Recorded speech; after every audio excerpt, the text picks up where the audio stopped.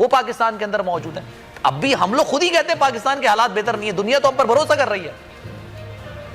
बहुत शुक्रिया। पहले मैं इसका जवाब दे दूं, मेरे पास तफसीली फैसला आ चुका है, इस वक्त 13 सफ़ा पर मुश्तमिल है और मैं आपके सामने मुस्किन दर्जात भी रख देता हूं। लेकिन ये बात बड़ा अहम सवाल किया है गवर्नर केपी के, इसके बाद सदर पाकिस्तान को उनको हटा देना चाहिए इस फैसले के बाद। अच्छा, क्योंकि इस फैसले में आर्टिकल 4 और 5 जो गुफ्तगू उन्होंने की है, वहां से नजर आ गया कि इसके यानी अब वक्त आ गया ना, किसी चपड़ासी को भी, पीएन को भी आप गवर्नर बना दे। गवर्नर का ओहदा तो आपने टके टोकरी कर दी है ना। जब इस तरह के लोग रखेंगे आप जिनको पता ही कुछ नहीं है और जिस तरह की गुफ्तगू करते हैं, माज बसद एहतराम, इतने बड़े आईनी ओहदे की आपने फौकियत ही छोड़ दी है। भैया सुप्रीम कोर्ट आपको कह रही है कि आर्टिकल 4 और 5 आपने तोड़ दी है, आपने हलफ तोड़ा है। ये पंजाब के गवर्नर ने भी यही किया है, लेकिन केपीके ने तो वाज़े तौर पर कह दिया ना जी, वहां तो बड़ी वजाहत के साथ चीज आ गई है। लेकिन अब ये फैसला जो मेरे सामने आया, इससे एक नई बहस छिड़ जाएगी, मैं आपको वक्त से पहले बता देता हूँ। अच्छा, वो कहेंगे कि ये अक्सरीती फैसला 3 जजेस का नहीं है, अक्सरीती फैसला वो 2 जजेस का है और साथ साथ जो 2 जजेस जिन्होंने पहले डाइसेंट नोट दिया है, वो आप इस फैसले के आखिरी पैरे में लिखा हुआ है, We therefore agree with the order dated 23 February 2023 passed by the London brother Yahya Afridi and Athar Minhalla and dismiss the present constitution petition and drop the suo motu proceeding. अस्सलामुअलैकुम।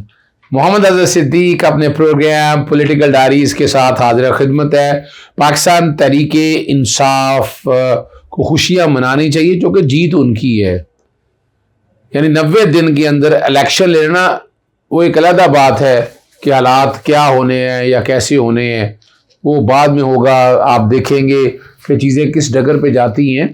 लेकिन एक बात तो है कि ये जीत उनकी है और बड़ी जद्दोजहद की है सारे मामले में।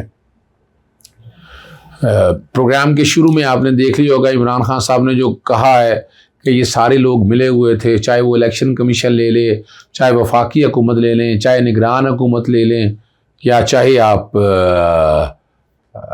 आपका गवर्नर्स ले लें। जो किरदार रहा बड़ा तकलीफ दे किरदार है गवर्नर केपीके का और गवर्नर पंजाब का।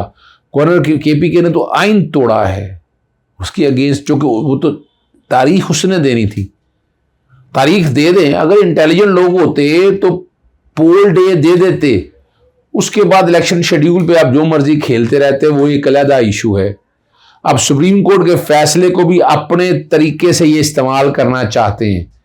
ये फैसला ऐसे तो नहीं इस्तेमाल, वो मिनिमम अपना ना जो पीरियड है उसको पता नहीं क्या, उसको मिलाकर पढ़ना है आपने कि जो अंडरस्टैंडिंग में दिक्कत हुई वो पंजाब के हवाले से सिर्फ बात है, ये केपीके के हवाले से बात नहीं है। पंजाब में जो हुई तो वो जस्टिफाई करनी होगी ना, वो मिनिमम से ये तो नहीं हो सकता ना कि आप इसको एक्सटेंड कर लें फॉर एवर, वो पॉसिबल नहीं है। और वो जो खास 2 पैराज हैं, जो 14 पैरा है, 14 पैरा के दोनों जो है ए और बी पार्ट में बैकग्राउंड पे चला रहा हूं ताकि आप समझ सकें।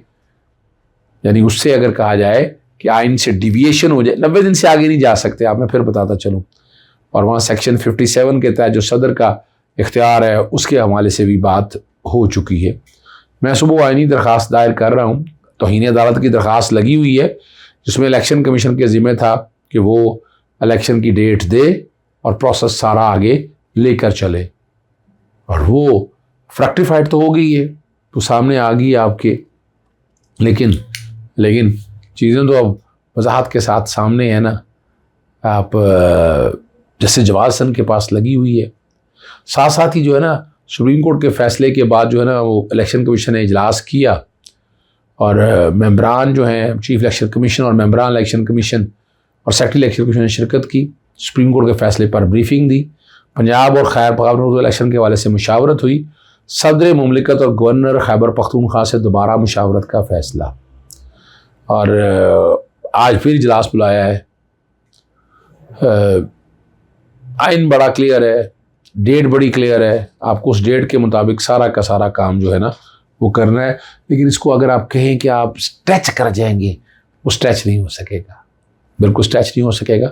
हाँ, एक बात और आपके साथ, वो जो फराज शहजादी की अगेंस्ट एक झूठी FIR दर्ज कराई है, एक बड़ी कोशिश करते रहे। एंटी करप्शन डिपार्टमेंट ने भी एक दरख्वास्त दी थी, और एंटी करप्शन की दरख्वास्त वो जो दी थी उस पर बाकायदा इंक्वायरी इन्वेस्टिगेशन हमजा शरीफ के दौर में बड़ी डिटेल और डेप्थ में होती रही, और अल्टीमेटली तो कि था कुछ नहीं उसमें। जो फेडमेक का फैसलाबाद का एक प्लॉट था वो मार्केट रेट के मुताबिक खरीदा था, कोई 1 टके का कोई 1 रुपये का फ़र्क नहीं था। अब एंटी करप्शन सूबाई मामला में मुदाखलत करने लग गया, यानी कोई ताल्लुक ही नहीं है एंटी करप्शन का इस सारे मामले में। और ये मामला जो कि फाइनली कंक्लूड हो गया और मामला गया रेलेवेंट जज के पास, उन्होंने उस इंक्वायरी रिपोर्ट को एग्री किया। मामला जो कि हाई कोर्ट में भी पेंडिंग था, हाई कोर्ट में भी वो जो रेड पिटिशन अखराज की दरख्वास्त दी थी उस पर भी फैसला आ गया।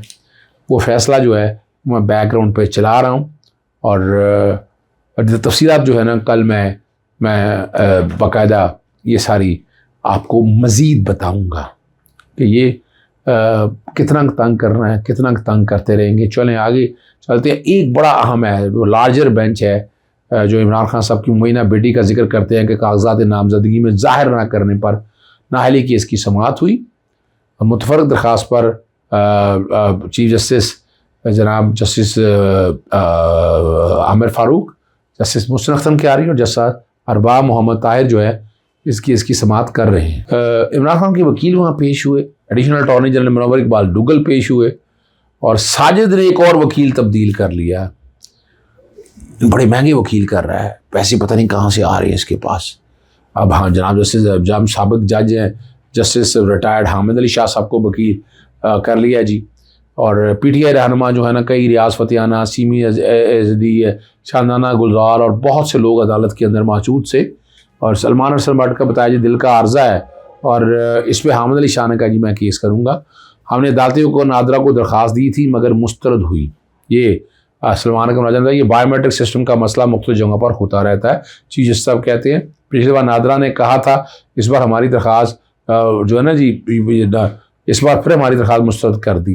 दरख्वास्त गुजार की जानिब से जो है ना वकालतनामा जमा कराया गया, इलेक्शन कमीशन को रिकॉर्ड पेश करने का कहा है। इमरान खान की सबसे मुतफरक दरख्वास्त जो है ना वो मंजूर कर ली गई है। काबिल समाअत होने पर जो है ना दरख्वास्त गुजार के वकील को कहा गया, उन्होंने कहा जी हमारी सदा है कि फ्रीक को डी-सीट या नाअहल किया जाए। अगर फ्रीक डी-सीट हो या मेंबर असम्बली ना हो तो तब क्या होगा, ये बड़ा ज़बरदस्त बात है। इमरान खान अभी भी 7 कौमी असम्बली की नशिस्त पर मुंतखब हुए। इलेक्शन कमीशन ने कामयाबी का नोटिफिकेशन जारी कर दिया सिर्फ 1 सीट के लिए। जिस शख्स की कामयाबी का नोटिफिकेशन जारी कर दिया जाए तो वो मेंबर पार्लियामेंट ही होता है। अभी हलफ नहीं लिया, जब हलफ लेंगे फिर मेंबर पार्लियामेंट होता है। ये बता दें आपको, ये आम आदमी को समझ आ जाना चाहिए। आपको याद होगा अपना निसार अली खान साहब ने हलफ नहीं अभी तक लिया, इसहाक डार ने हलफ नहीं लिया, तो वो इलेक्शन कमीशन को कहा, उन्होंने कहा जब तक वो हलफ नहीं लेंगे वो मेंबर नहीं होंगे। इसहाक डार के खिलाफ भी दरख्वास्त गई थी कि वो हलफ नहीं ले रहे तो डी-सीट किया जाए। ये अदालत ने भी बात कही है, और साबिक वज़ीर दाखिला जाने चले ये बात चूँकि अदालत ने भी ये बातें कही हैं, और कामयाबी के बाद हलफ नहीं लिया था।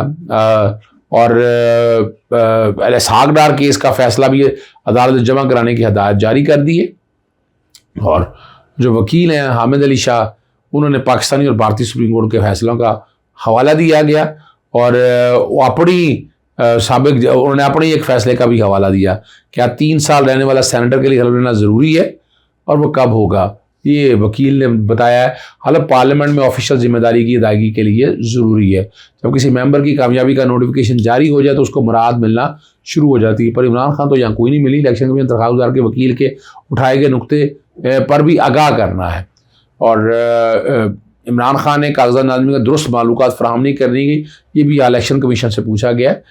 कई अदालती फैसले मौजूद हैं, ये बताया गया है। लाहौर हाई कोर्ट का कोई फैसला आया है कि इलेक्शन कमीशन किसी को नाअहल नहीं कर सकता, अदालत का इस्तिग़फ़ार है जी। लाहौर हाई का फैसला इलेक्शन आईनी अदालत नहीं है, और आपका इल्ज़ाम है कि इमरान खान ने अपनी बेटी को ज़ाहिर नहीं किया और गलत बयान हल्फी जमा कराया। इलेक्शन एक्ट 2017 में बयान हल्फी की तशरीह ख़त्म हो गई थी, तो ये अदालत कहती है। सुप्रीम कोर्ट ने हबीब अकरम केस में बयान हल्फी के हवाले से कुछ चीज़ें वजाहत कर दी थी। ये आपको याद होगा उस वक्त नए इलेक्शन में तो लिखा ही नहीं कि अपने बच्चों को जाहिर करें, अदालत का इस्तिग़फ़ार।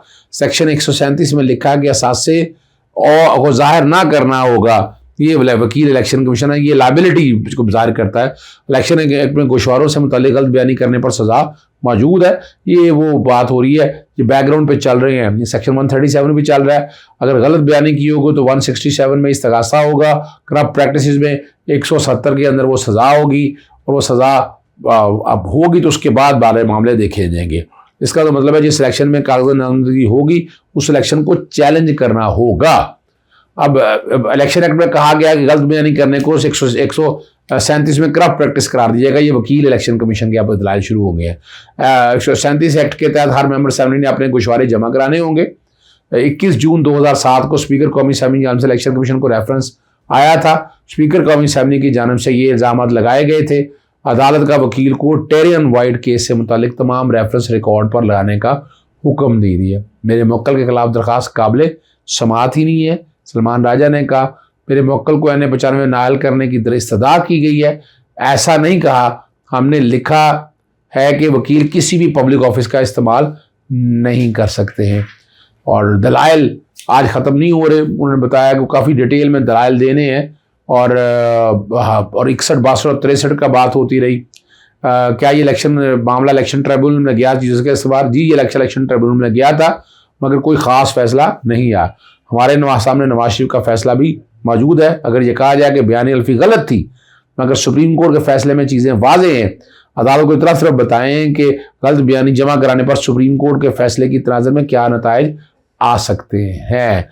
फैसल बाडा के मामले का भी जिक्र आया, फिर सुप्रीम कोर्ट के फैसले का भी जिक्र है। बहुत सी चीज़ें सारी सामने आ गई हैं। अगला हम शुबा छोटी सी मुख्तसर बात करके असद समेत PTI के 3 रहनुमाओं के इस्तीफे की मंजूरी का नोटिफिकेशन मुअत्तल कर दिया है। ये इस्लामाबाद हाई कोर्ट ने किया है। असद उमर, आजा खुर्रम शहजाद और अली नवाज, और अदालत के सामने ये बताया है कि इस्तीफ़ा मंजूर नहीं किया, और अब कह रहे हैं कि गलत मंजूर किया है। स्पीकर नोटिफिकेशन जारी किया है कि आप सिर्फ उस नोटिफिकेशन को चैलेंज किया है, और वही असेंबली हम वापस असेंबली जाना चाहते हैं। लाहौर हाई कोर्ट ने पंजाब अरकान के इस्तीफे से मुतल्लिक नोटिफिकेशन मुअत्तल कर रखा है। ये बातें वो सारी हैं 27 जनवरी के फैसले के हवाले से बातें की हैं। ये मामला वाज़ेह तौर पर आ गया। अगर ये सारे वापस आ गए हैं असेंबली के अंदर तो आपको पता है अपोजिशन लीडर इनका आ जाएगा। इनके पास अपना चेयरमैन पब्लिक अकाउंटिंग कमेटी भी आ जाएगा। लेकिन ये सारे ज़हन में रखिएगा। और आखिर में बताना चलें, इमरान खान साहब ने जेल बरो तहरीक जो है वो ख़त्म कर दी है। इजाज़त चाहता हूँ। अस्सलाम वालेकुम, अल्लाह हाफ़िज़, पाकिस्तान जिंदाबाद।